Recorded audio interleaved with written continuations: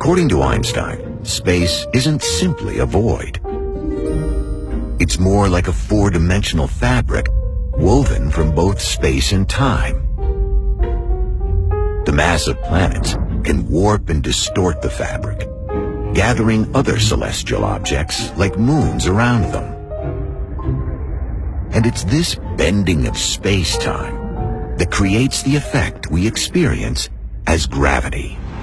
The problem that Einstein had is when he solved his equations of general relativity, what he found was that he predicted that the universe should actually be expanding. And that was radically different from the perceived wisdom at the time, which is that we lived in a static universe, both static in time and in space. So he put in an extra term into the equation.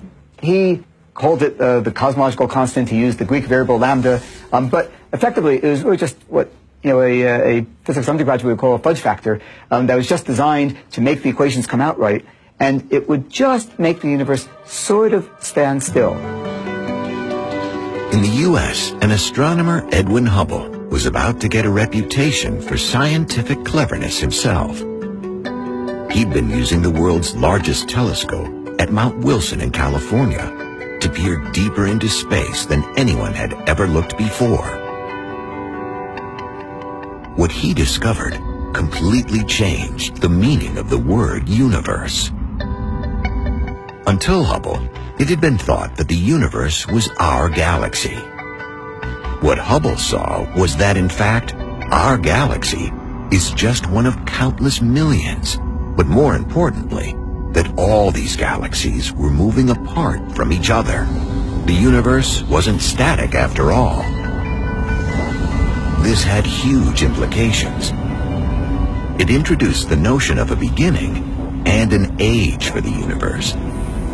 But more importantly for Einstein, it meant that he could ditch his fudge factor, the cosmological constant, and return general relativity to its former glory.